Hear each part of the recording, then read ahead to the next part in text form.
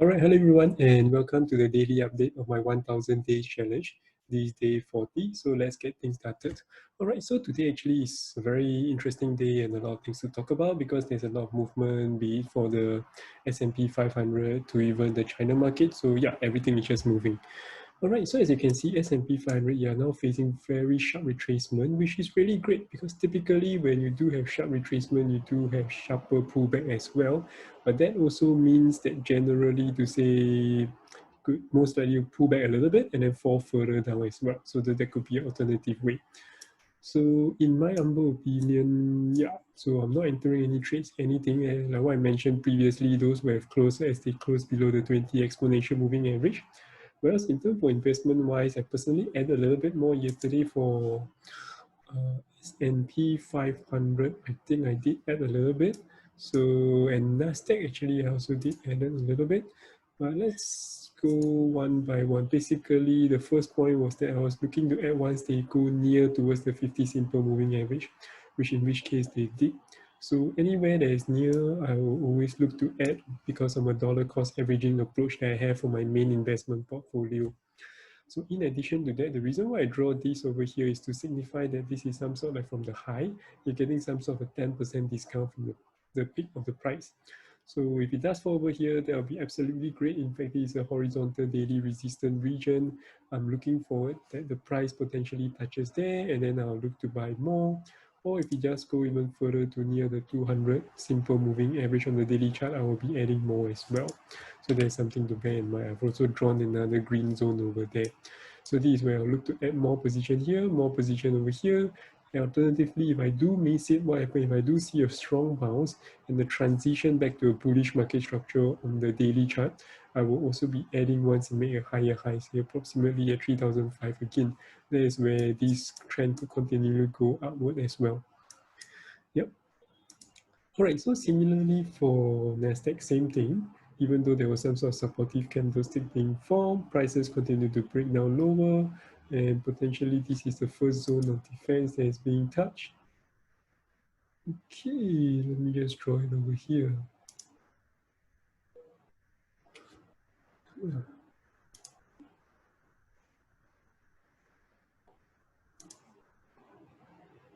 Actually, I think my this recording software seems to be causing the trading view to lag because generally when I use it, normally it doesn't do so. I'll probably have to check what's happening on the back end because I'm not running any other things. But bottom line is basically here is a region of support. So I definitely do look to add some NASDAQ in terms of the triple Q ETF. If I have not added anything, this could be a good position to add your small position first. So what I would recommend typically when it comes to, or what I would suggest, I wouldn't say recommend, is basically I do like a dollar cost averaging approach. Say for example, you have a 10,000 that you want to allocate to NASDAQ. So what I will do is I'll put first your 10%, and after that 20%, after that 30%. And that would mean that 60%, then your last remainder 40% is where I will be a little bit more cautious to add the remaining 40%, whereby I will split the 40% to 20-20 again. So I will always try to reserve at least 20 to 30% in cash position. So in case whereby you got huge sales, so for example, you get this large sharp drop, you'll be able to add into dollar cost average your way down. So that's always been my methodology behind it. All right, so let's moving on to ASHR. Right, so ASHR, same thing. Do bear in mind that I think I only wrote for KWEB, but do in mind that now that this, even though this is an ascending triangle and price broke above, it seems like it's potentially a forced breakout. So no issue. I have still, which is why I always say it's important to maintain your cash portfolio. And so I have more money to add as prices go down. And long-term wise, I do see that China market is also continuing going to go upwards wise. There's a long-term perspective. But short-term wise, I do see it falling down perhaps to over here, to even over here if there's a strong enough retracement towards the $30 region for ASHR. All right, and for KWEB, similarly, actually, I wrote this over here to let you know that basically, like I mentioned, this ascending triangle may have been invalidated, or I would say have been invalidated, as yes, prices has not only closed below this upslope trend line, it actually closes below the 50 simple moving average. So now that this thing is invalidated, I'll actually remove this thing off and also this away. So yeah, so just to be clear and transparent to you what's happening from day to day per se. All right, so yeah, so I'm definitely be looking to add more position if price fall over to here, and that's very interesting. So I've already prepared a stack of cash in that sense.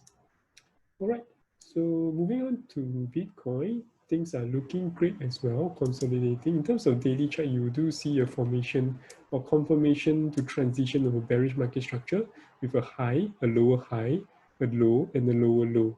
So this you will see over in the Excel that I'm updated in terms of the market structure, and this remains the same actually for now.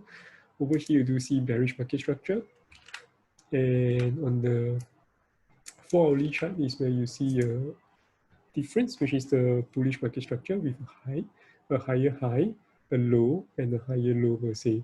So that's it. This descending triangle formation still remains valid at this moment.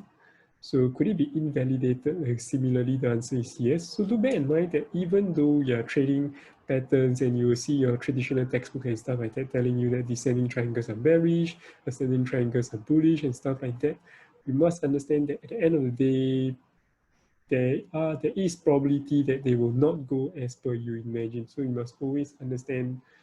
And then when you do trade and when you do invest, it's very different concept. So over here on trading concept, it works very differently. So I react accordingly to price, and I always have a stop loss.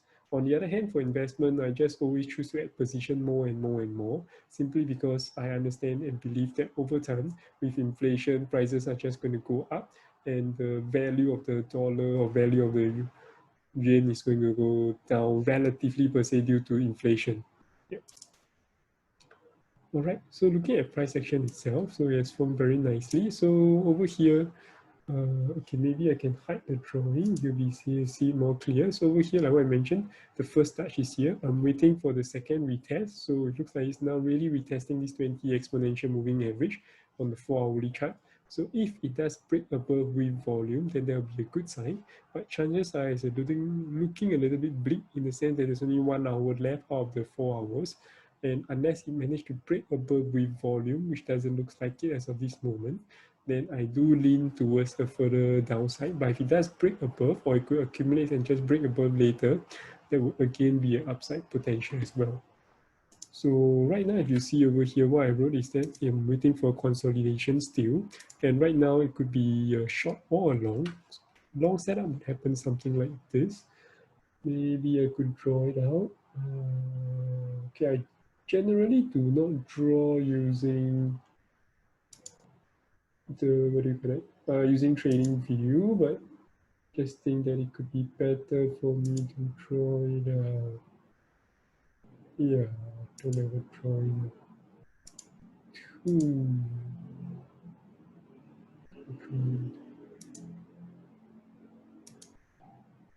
Okay, so generally I don't draw. It doesn't seem to have any sort of a freehand kind of drawing too. But what I want to see when it breaks above this 20 exponential moving average is that it breaks above, it has a small little pullback, and then it breaks to a higher high above this high, which is why I draw this is a potential long setup.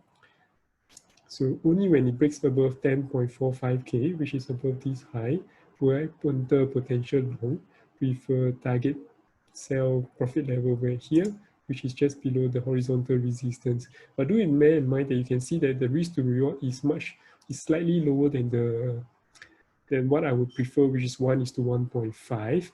But that said, I still think it's a great potential setup.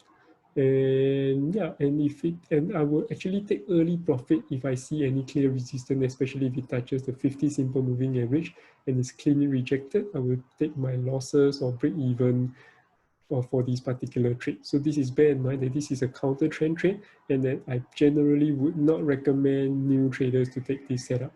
So for general traders, I would say I lean towards the downside bias, and what I'm looking for is further rejection, consolidation over here. And then now that you can see over here, which I mentioned yesterday, I do not want to put a sell stop order simply because you have this kind of candlestick. So over here, yeah, so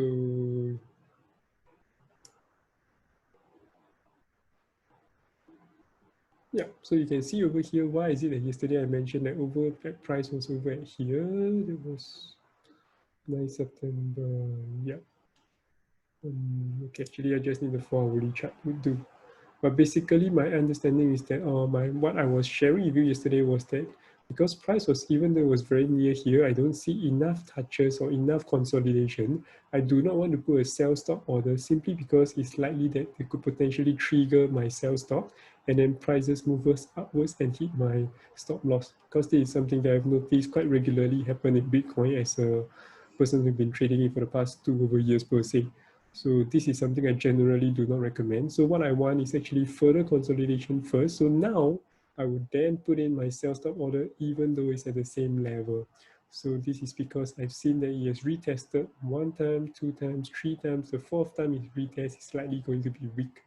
It's basically like you ramping a wooden lock onto a door. You ram it on the first time, on the second time, on the third time, and on the 4th time, yeah, it tends to be weaker as you knock it more and more times. So yep, that's basically about it. I will be putting this sell stop over here. In terms of the position sizing, there is where I will actually be dynamic.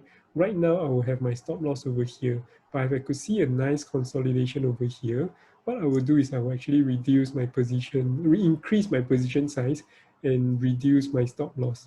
So this means that my 1R remains the same, but I'm actually having a tighter stop loss. Yep. So tentatively, this is how you work. Yep, so my target profit remains the same, everything remains the same, and yep. Otherwise, that's basically my update for today. I think it's a little bit longer than usual. Otherwise, have a great day, everyone, and I'll see you guys tomorrow. Take care. Bye-bye.